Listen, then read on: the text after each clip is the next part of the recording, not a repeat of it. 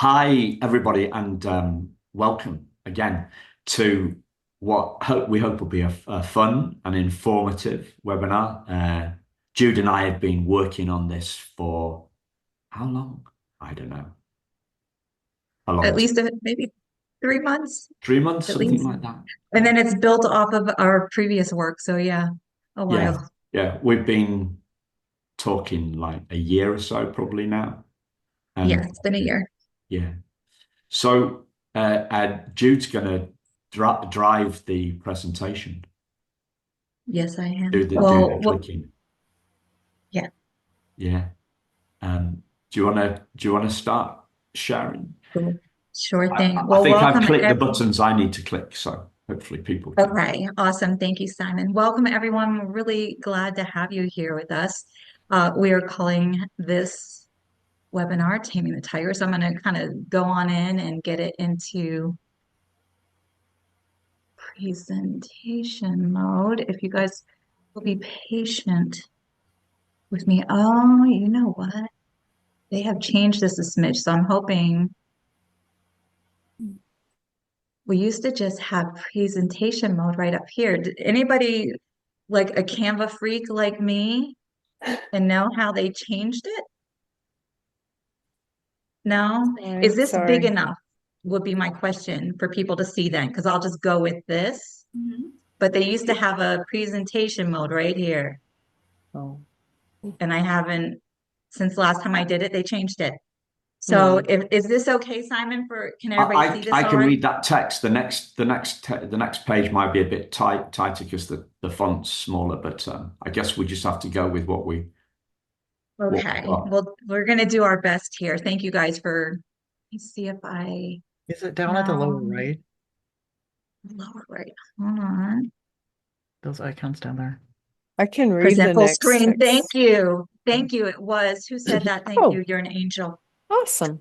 it's Jenny. Awesome. Okay. Welcome to Taming the Tiger, making trauma less traumatic. Uh, I'm Jude Hung, and I'm an adoptee. I am a transracial adoptee, adopted at 2 days old, a stranger adoption, all the names, all the things. And I have been facilitating trauma groups for adoptees, support groups for 5 years. So Mm. that just gives you a little bit of my background. I'm a coach and a Reiki master teacher. You guys know Simon. So I'm going to go in with just a little bit of housekeeping to start us off. Let's see. Okay. So for all of us wild tigers, this is how we're gonna handle ourselves during during this presentation. So each of us that's here is taking time out of our lives to participate. And Simon and I value your time and presence, your voice and expression. And we honor the intensity of being vulnerable and seen by others in a container like this. We honor your feelings as real and valid, even though they may be different from what others are expressing. That's okay. We ask that everyone be mindful of keeping themselves aligned to these values by please stay muted unless you're sharing, and we'll have some short times of sharing. Um, there'll be some small windows for that during this class. We suggest or offer taking notes. We invite you to take notes about all the things that you might like to share or remember, because there's really a great value in what you're experiencing and then being able to share and express it with others, being heard, being witnessed.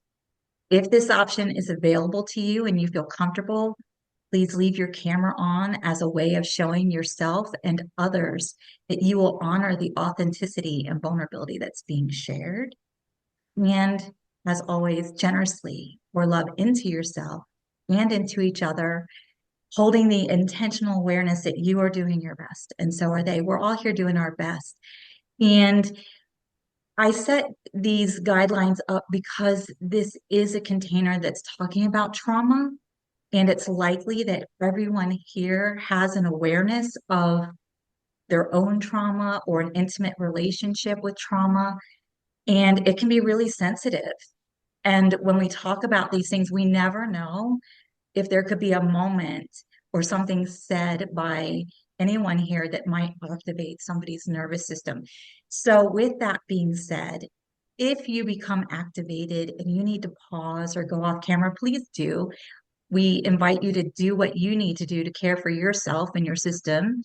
And also because of that, I'm going to do like a really quick grounding. I'll just take a second just to kind of shift us from our outside world, and all the busyness of life, just to right here, being present and being anchored in the love that we have for ourselves, because that often will give us a buffer and help us keep our nervous system calm and grounded. So with that being said, we're just gonna do what I call like 3 heart breaths. And we put our left hand over our heart. And if you are not comfortable to participate in this, or you want to go off camera as we participate in this part, please do.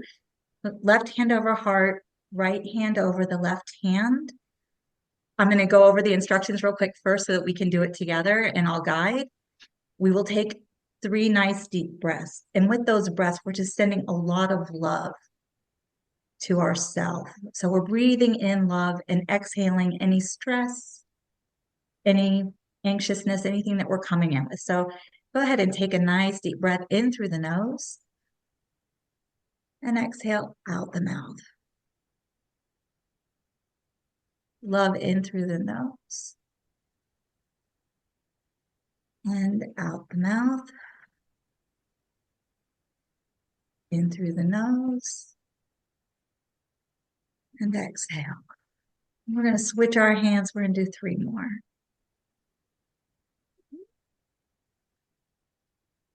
Just let yourself lead those loving breaths in. Exhale out. 1 more. Deep in. Exhale out. And then just bring yourself to this present moment. Be here. Know that you're safe. Let your breath take its normal rhythm. Wiggle your fingers. You can bat your eyes open. And welcome, welcome. Welcome to Taming the Tiger. There we go. Many of us, and I'm kind of almost curious, but I don't want to get the chat like going. Many of us have heard of Dr. Peter Levine and his book, Awakening the Tiger. He also has this book, Healing Trauma. And, so that is where we got this metaphor from. And I'm going to read really quickly from chapter 1.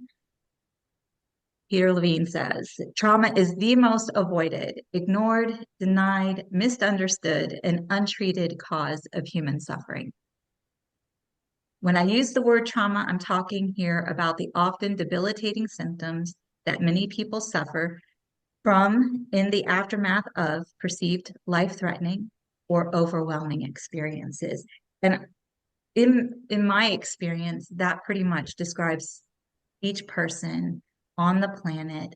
There's a spectrum of trauma out there, right? So the degree of what we are managing and navigating through is different for each of us.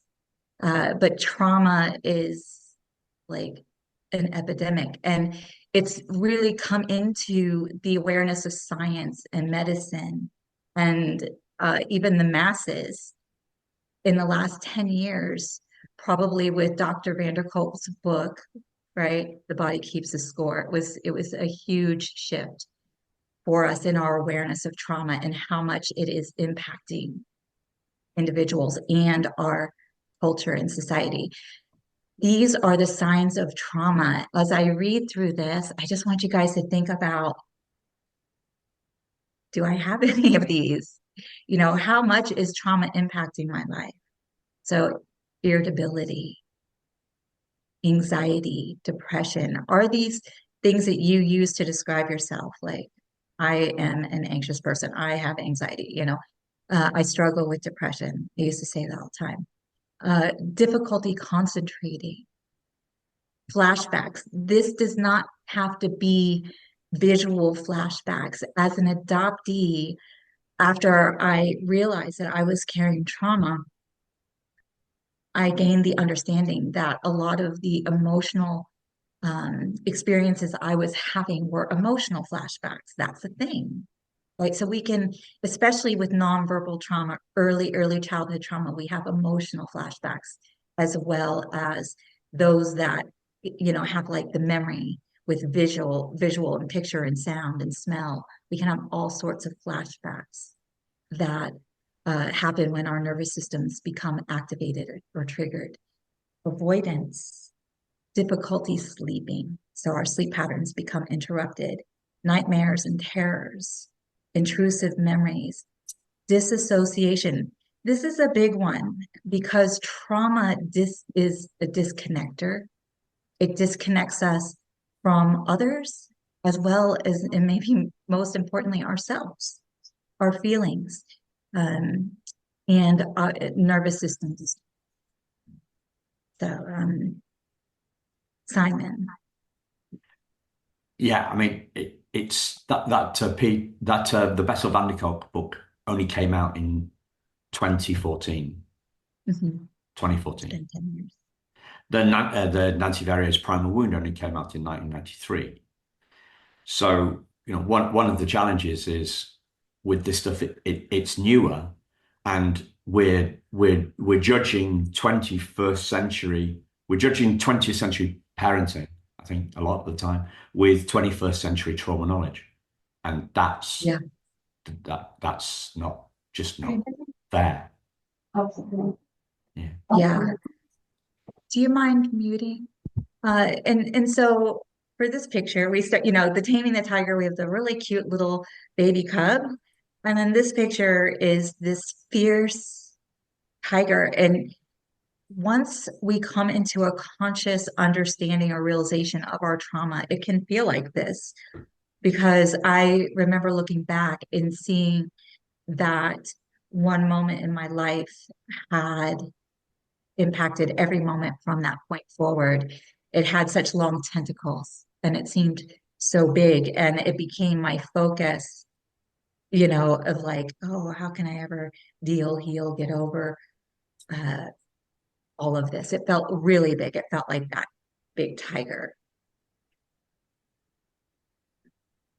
All right. Peter Levine also says this: trauma is a fact of life. It does not, however, have to be a life sentence. And Simon and I, like he said, we met a year ago. And when we had met, we already came to this conclusion. It does not have to be a life sentence. And so our passion is to give hope and to share what we have learned in hopes that others who feel like it's a life sentence realize that they have the power within them to shift and change and learn how to manage and navigate it so that it doesn't feel like a life sentence. We should and can get to a place where we're enjoying our lives. That's my hope for everybody. The podcast that I released today was "Do Adoptees Want to Heal?" That was a Dr. Joyce McGuire Pavo, who's been in. She's an adoptee. She's 76. She used to have 26 therapists working under her. So, a leader in this area. Should do adoptees want to heal? And I got from that. I got to a question like, do we think healing is possible? Right? Do we think healing is possible? And the short answer is yes. But a lot of people don't believe that's possible, right? Right. Yes. Or they think they can only get so far, right? I've seen both in the groups that I've facilitated, and there's a reason for that. Yeah. Yeah. And I believe we're going to hit on it in just a moment. So, but do we believe we can heal? That's a really great question. So saying that, how is your relationship with trauma? And we're asking each person here, what is your relationship with trauma? How is your relationship with trauma? What are your beliefs that you are coming here today with around trauma? And um, what is healing? Yes, he has raised that question. So, is there anyone that would like to share what their relationship with trauma has been like and where they're at with it today?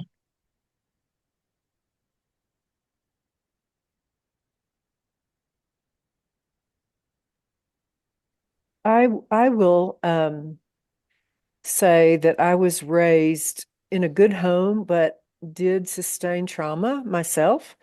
And then I raised two adoptees, one that was conceived in rape, and one that we don't know who the biological father is. And I didn't know what I didn't know, but strange things began to happen.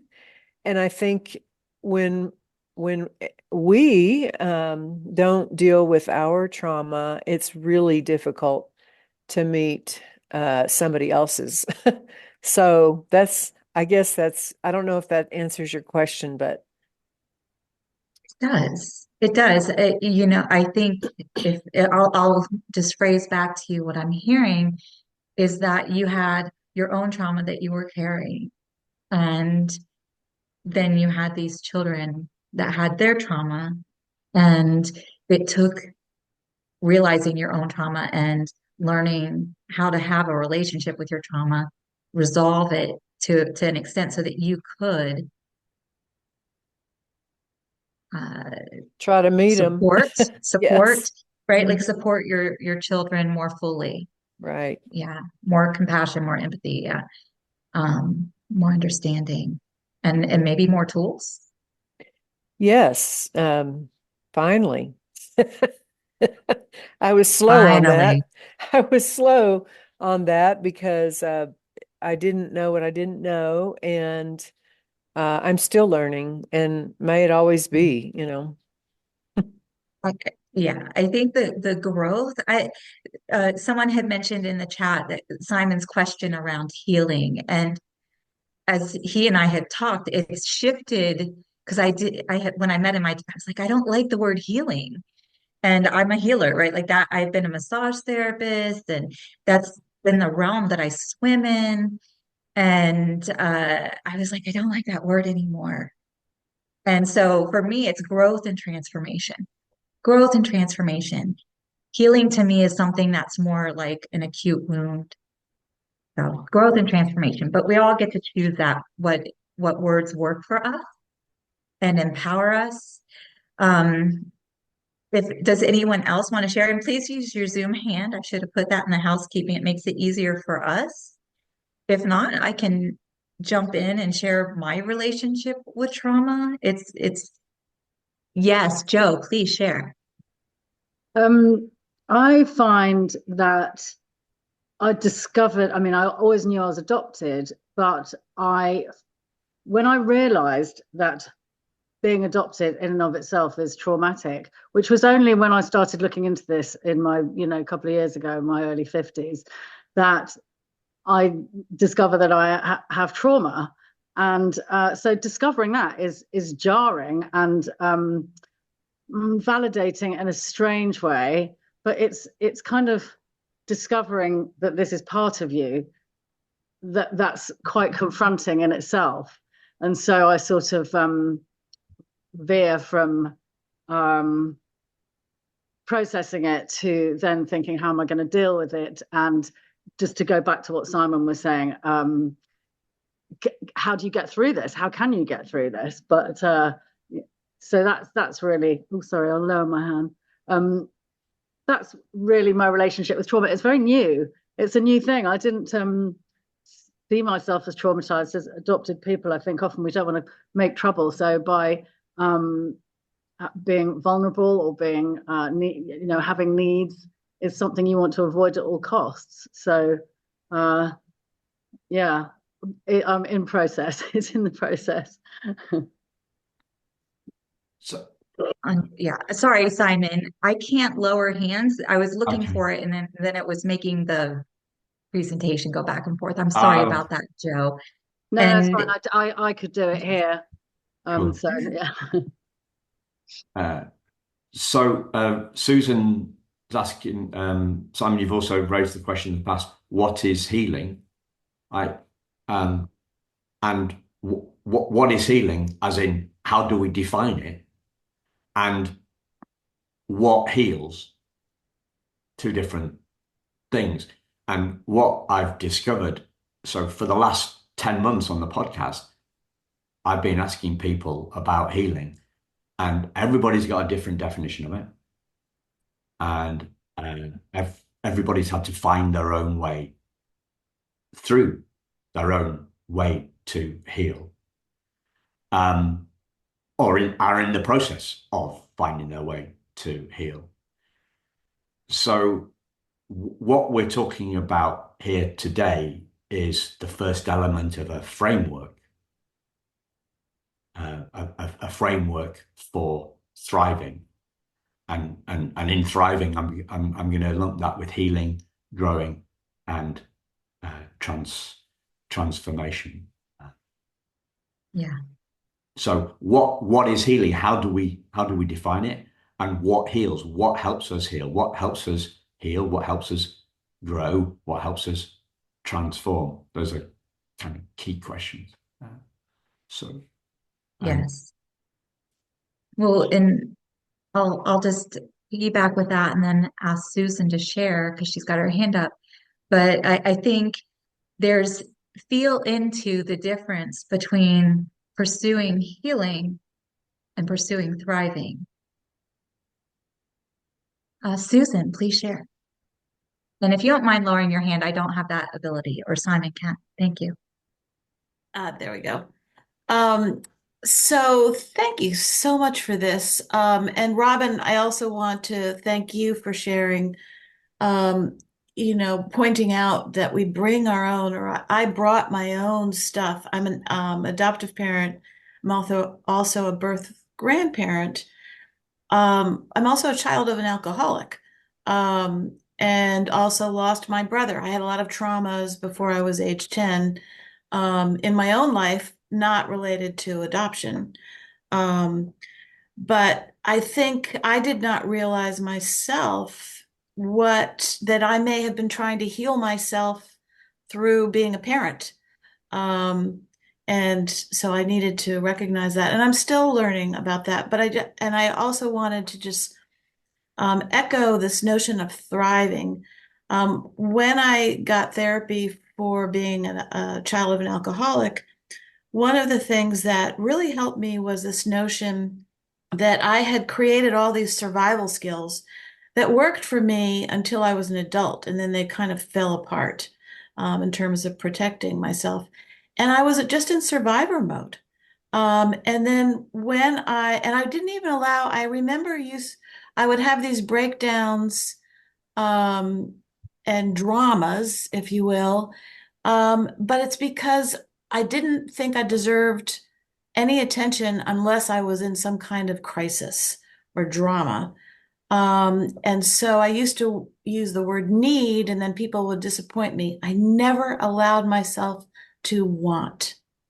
I just didn't think that word could ever apply to me because the notion of thriving was so foreign to me. So on this journey, um, I think we're on the right track here, and I think this is lifelong. I'm 70 and I'm still dealing with stuff. And I'm also trying to help my adopted daughter and my birth granddaughter with just to head off that, as you said, trauma is a fact. And it comes in lots of ways, not just through adoption. I mean, there's going to be a lot of trauma in life. And then final thing I just wanted to say is something popped up in my Facebook today, which was I don't need therapy for healing my trauma. I need because I'm used to that. I've been dealing with trauma all my life. I need help in dealing with accepting good things. That's where I don't have practice. And I just wanted to throw that out and sharing that with my family. I love that, that notice, that awareness. And part of resolving, I also use the word resolving our trauma there because it has a lot of components. There's a body component, right? And an energetic component. We have to release it from our body. And because that disassociation, that disconnect, we have not built connection to the higher frequency feelings, those good feelings. We have been in survival, Susan. And so we have to build our capacity to hold joy and practice awareness around joy. And I'll just share very quickly my relationship with trauma. And if Simon wants to add his, and then we'll just move forward for the sake of time. Uh, I knew something was wrong at 17, and I started my healing journey then. And I didn't realize it was my adoption trauma until 2019. I was 51. So I've done a lot of healing work and growth work and all of this, and yet I still didn't connect this very obvious thing, probably because the stories around it, and and all this. And then, like Joe, once I realized I had trauma, like I was like, oh, this is all new. And I had a, as a massage therapist, I did read The Body Keeps the Score and didn't see myself on the pages. That's how disassociated I was. And then I dove into trauma education and learning. And what Simon likes to say is there's a lot of, how do you say it, Sean? There's trauma education is not, how do you say it, Simon? Please help me. So I say trauma education helps us understand trauma. Yes. Healing And education helps us understand healing.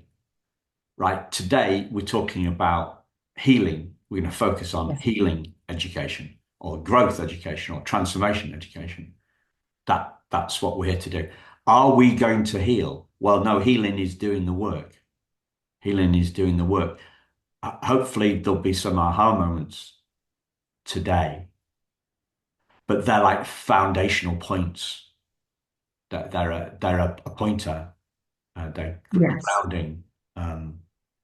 And yeah, and my relationship with trauma is, well,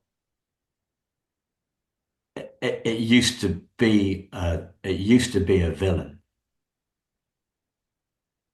and now more often it's on it's a pointer.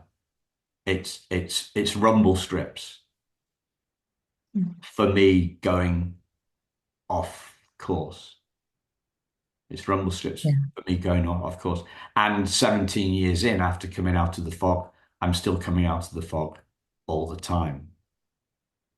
So I'm doing this year I've been doing some somatic experiencing, and I had a hell of a breakdown with the somatic experiencer woman 2 weeks ago. And more trauma comes up to the surface and is seen and doesn't become so scary anymore. yes, yeah. All right. Thank you. Thank you, everyone, for sharing. All right. Oop, hold on. All right. Trauma is like a layered cake. Can you name the layers? And we created two cakes for this presentation, two pieces of cake. Simon, do you want to go into the Yeah, layers? I've just finished my wife's apple cake, right? So it's a Nice. cake day. Um, Maybe on your piece of paper, if you're taking notes, write down what you think the layers are, and then we'll go to the yeah, next slide. the biggest thing that's going on for me right now, Jude, is that I'm looking. We're 33 minutes in, and we're on slide so, and I'm feeling under a bit of pressure about like how we're going to get through all this. We Um, got this. we got this, yeah. So yeah. we're working base up, right? So generational trauma. My birth, I found out that my biological father was in care, right? His mum died in childbirth at the birth of his younger sister. So I found that out a couple of weeks ago, a couple of months ago. So there's generational trauma, and we're going to see that that's in the adoptive parent trauma as well, right? We've got the Mhm. generational trauma, right? We've got, for us adoptees, we've got in utero trauma. So I talk about being pickled in cortisol, pickled in Yes. stress hormone. There's the relinquishment trauma, which most people would focus in on that one. If they didn't see that trauma is a layer cake, they would pretty much go for that. Relinquishment trauma, it is what people call the primal wound. And I have to say that I feel that like my primal wound, if I've got one right, is a paper cut compared to a lot of people out there. So I count myself very lucky on that. Life and our experiential trauma, I can talk a lot about being bullied as a kid, not for being adopted, but for all different things. And then like having buck teeth, like going to a posh school, being left out, being different, being made othered. And the big one for me here that nobody's talking about is re-traumatization. So I spend a lot of time looking at what people are doing on Facebook, what adoptees are doing on Facebook. And in the name of our advocacy, we are we're keen to get other people to recognize our trauma because it's so unrecognized by so many. And about 3 months ago, I felt the weight of all that landed on my shoulders on a Monday afternoon when I realized that me looking at all this stuff about trauma was reminding me of it. So re-traumatization, we're going round and round and round with this stuff. And I consider myself to have quite a good filter, and yet it's getting through. And I really concerned about that. Okay, so adoptee trauma, and then we've got a cake for adoptive parents. We don't want you to be left out of the Everybody cake. gets a slice. Yeah, everybody gets a slice. Yeah, yeah. You can't have my wife's because that's gone.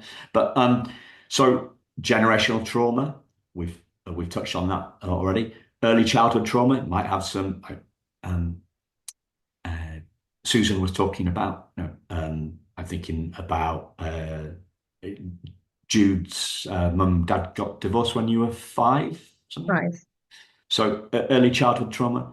The people talk a lot about infertility, adopted parents, coming to adoption through infertility and that being a trauma. I was thinking about that last week as we were looking at these slides together, and what it hit me like it hit me another like I'm a sensitive guy, right? So it hit me like a steam train. I was thinking about miscarriage. How many of my friends have lost their kids, lost their babies, and some of them had to. I'm getting scary bits, right? Some of them had to give birth to them. I'm like, wow, how bad, how painful that. Enormously. No way I could put that into words. Other life experience trauma, and then the other one's secondary trauma. So by secondary trauma, I mean the trauma that adoptive parents get from from raising kids with trauma. How that kind of rubs off on them. So yeah, nobody everybody gets a slice of cake, as you say. Um, So why are we yeah. hopeful? Why are we here? Why is there We're any hope? here, right? Uh, I, well, I'll just speak for myself. I've come to a place personally where I feel very whole. That doesn't mean that I don't get activated or have work to do or things come up, but I'm enjoying my life, which I never imagined, honestly. And so I'm not special, I'm normal. And if I can and get to that place, I know we all can, that it's possible. It's possible.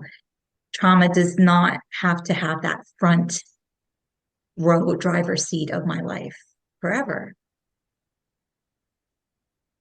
right? Well, Yeah. okay. So this is it. This is a quote from Simon. So Simon, I'm gonna hand it to you. Yeah. So we're saying we're coming this metaphor of trauma. So trauma's a cake, but we're the cake stand. So what I'm getting at here is we are not our trauma. So I give you a gazillion metaphors. Let me give you another one. Trauma is a toxic cocktail of insecurity, fear, shame, and terror.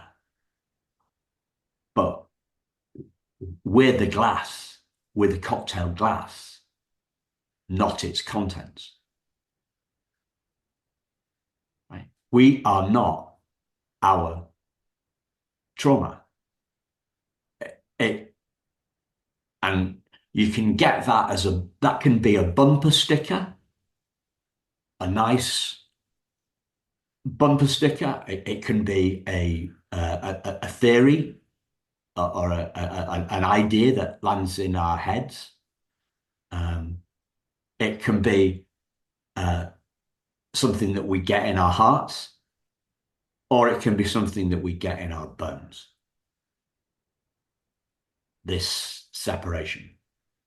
Getting in the head doesn't do anything. Getting in the heart, now we're starting to talk, but getting it in our bones is the game changer. We are not our trauma. Yeah, that aha is truly a game changer.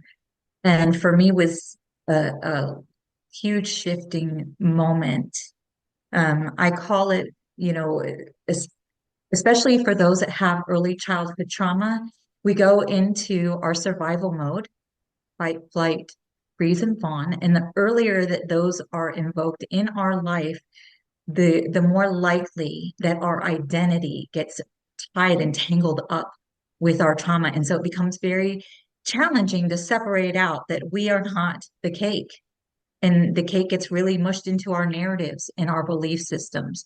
So that aha is huge. And in my experience, is a key to really stepping into thriving. So it's not just me that's saying this. Sorry about that. It's not just me that's saying this. So I credit Dick Schwartz, the founder of IFS, Internal Family Systems. Mhm. Great book. No bad parts. Right. Internal family systems. There's the uppercase S is untraumatized. The trauma is in the parts, right? The trauma is in the parts, not the uppercase S self. So when I say we are not our trauma, I mean uppercase W, we. When I say I am not my trauma, I mean uppercase I. We're talking about the uppercase S, self, right? That is concealed by our trauma. It feels like trauma has consumed us, but actually trauma has concealed us. It's hidden us. It's hidden us. It hasn't harmed us. Yeah. Thank you for that clarity. And it's really important because the impact of it does show up in our lives and it is felt in the body, right? Yet our self is separate. And so it's reconnecting to that self. Thanks. All right. So how does understanding that we are not our trauma benefit us?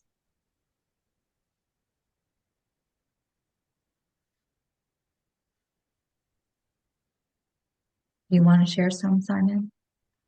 Hope, Real quick, just hope, hope. hope. It gives us Hope. breathing space, Mhm. breathing space. It's a glimpse. It's a glimpse of peace. It's a glimpse of calm. It's a glimpse of happiness. It's a glimpse of security. And it opens up. The gap opens up. The deeper we get it. Yeah. And I listen to this sort of stuff, right? 2 hours a day, every day. So, and I'm still learning. Right? So it gets on. It keeps on getting bigger. But what I'm trying to do just today is to give you a glimpse, a glimpse of the difference between the trauma the trauma that you feel, the trauma that your kids feel. Let's stay with you. I'm giving you a glimpse of between the trauma that you feel and the essence of who you are, because the two completely different things. Yes. It's a beginning to connect with the capital self, S self. So To identify, I would say it's yeah, right. So yeah. let me give you another one. Right. We asked the question, what's your relationship with trauma? Relationships are only possible between two things or two people or one person, one thing, right? You couldn't have a relationship with your trauma if you were your trauma.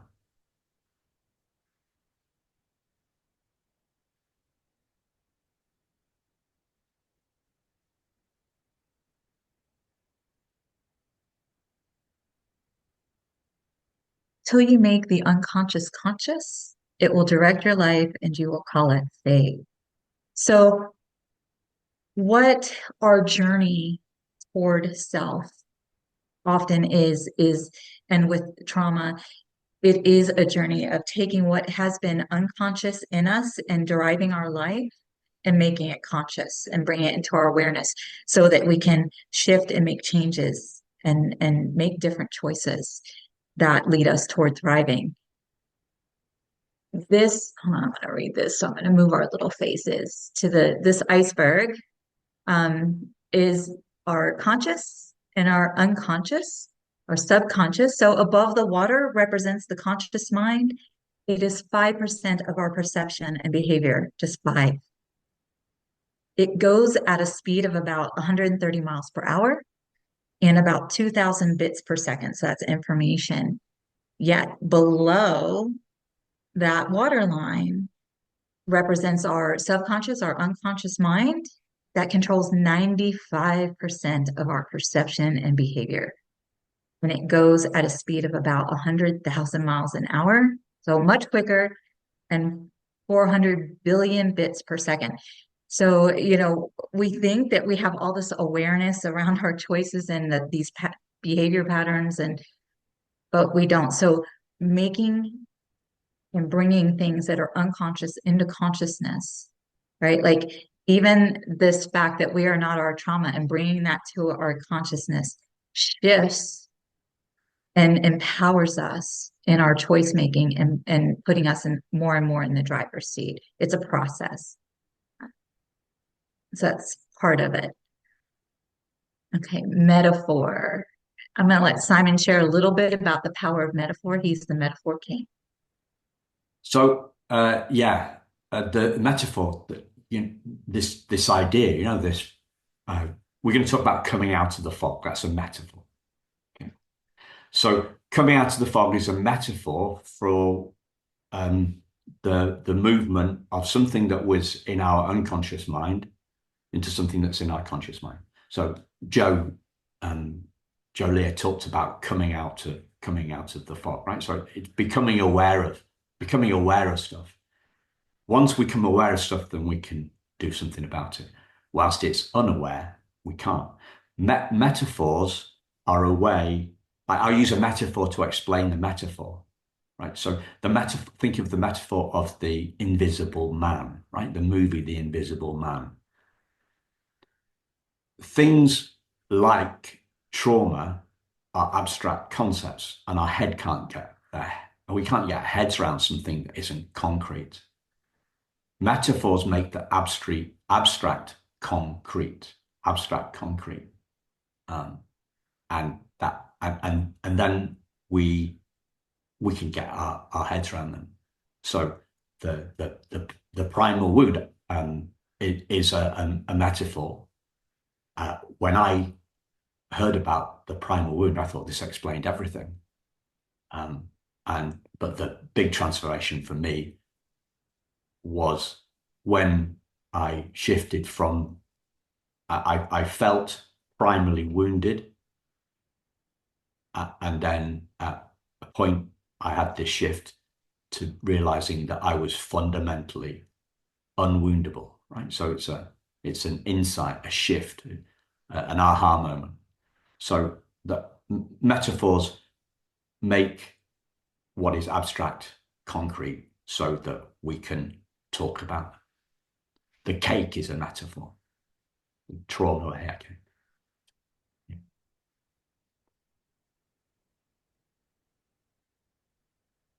Normally we talk about adoptees coming out of the fog. But Beth Siverson, fellow podcaster, she's an adoptive mum, Unraveling Adoption, great podcast. She's been on mine, I've been on hers. She talked about coming out of the adoptive parents' fog. So that's when parents become aware of the fact that their kids traumatized, right? So I like to extend metaphors. So on the left hand, we've got this woman here she's in the fog. When the fog lifts, what do we see? We see the storm that is trauma. Okay, we see the storm that is trauma. That's a metaphor. And then there's a lightning bolt of insight when we realize that we are the cloud. Sorry, we are the sky, not the cloud. Right? So we are another metaphor. I'm telling you we're telling you as many ways that we can that you are not your trauma. The trauma is the clouds. You are the sky. The sky is unwoundable. The wound is in the cloud. However, before you came out of the fog, you couldn't see the trauma clearly. Lightning bolt of inspiration, insight, epiphany moment takes us from the shift from primarily wounded or believing that we are our trauma to seeing that we are not our trauma.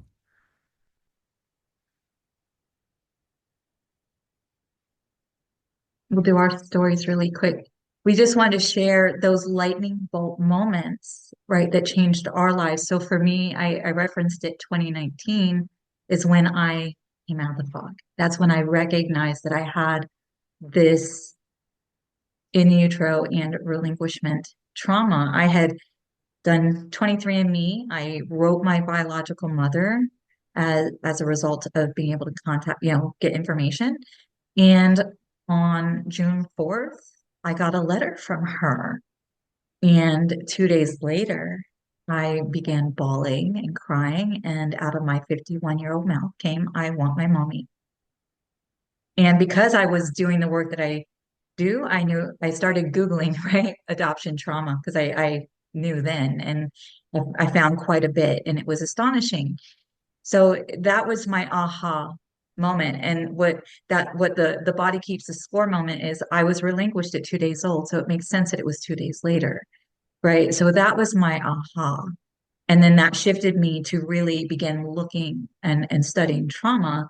And then in 2021, I had my aha of like, my identity is not this, it's totally separate. And so these aha moments and the power of metaphor to bring them and help us with them is really potent, right? Because those are things that begin to shift our perceptions of our reality, and that shifts how we interact with life.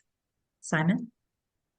Yeah, I mean, I've been sharing lots of stories, and I think we tighten. Okay. I would say last year's big aha moment was all these adoptees who are therapists kept on telling me that it's pre-verbal, it's pre-verbal. So that's when I went back into the when I dialed up my learning activities and yeah, and continue to do that. It is a lifelong journey, and that's a good thing because that means it just gets better. Indeed. So, how does seeing your unwoundable essence benefit you? Um, I can name a few, right? And Simon can piggyback. For me, seeing that part began a journey of connecting with what we call like my wild self, my most authentic self, more and more.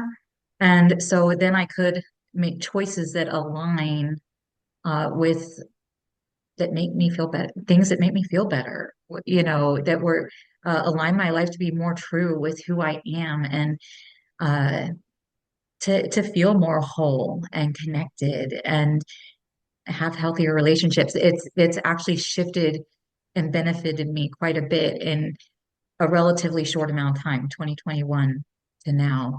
Um, so Simon, what do you have to add? I would say it's an ever increasing felt sense of security, Yeah, safety. yeah. One thing I'll hit on really quick before moving on is the first two things that happened for me after that was I immediately understood I needed to connect with a felt sense of safety and then cultivate a felt sense of belonging. And I don't think I could have done that until I had this realization. So, and those were powerful changes for me. Okay, so thrive. Really, we're inviting you guys to thrive, right? Literally and figuratively. Simon. So what we're running is a 6-week course, webinar a week, right? On Thursdays. And today we've skipped through a bit of Taming the Tiger. So next week we'll go deep, Taming the Tiger. We'll move on to looking at healing. So that's the healing education part. The next bit is resilience. So the resilience part is all about bouncing back better. The fourth bit is about our identity. And this is understanding our uppercase S self. And it's also about self-esteem. Because the biggest challenge, or one of the biggest challenges that adult adoptees have, is that we don't feel that we're good enough, right? So the diamond is the antidote It's the opposite of the trash can, garbage can, bin. V is vision for the future. So whilst we are firefighting with our trauma, we haven't got a vision for the future. So V is about creating a vision for the future that's gonna move us forward. So Robin's talked about being she's a life coach. Coaching is about visions and helping people achieve vision, right? So this is about a vision for the future. And then E, the last one, session is about empowering others. So for adoptive parents, that's about empowering our adoptive kids. And for adoptees, we get to a point on our growth journey, our healing journey, our transformative journey, when we want to help others, right? So that's why Jude and I are here. Right? So the last one is all about empowering others. And that's it. Next one. So 6 webinars, 90 minutes each. So we've got more. Today we've only done 60 minutes, so we've got more time to breathe, more time for conversation. 60 minutes of the teaching stuff, some Q&As at the end. Want to make it really affordable, so it's $99 or £78. That's for the 6 webinars, right? Every Thursday for 6 weeks. So we start at 4 p.m. UK next week, and then it moved to 5 p.m. Our clocks change differently in the UK to the US. And if you want to book your place, go to thrivingadoptees.com.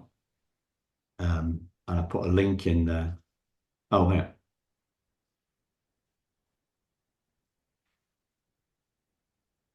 I thought I'd done that. Lincoln.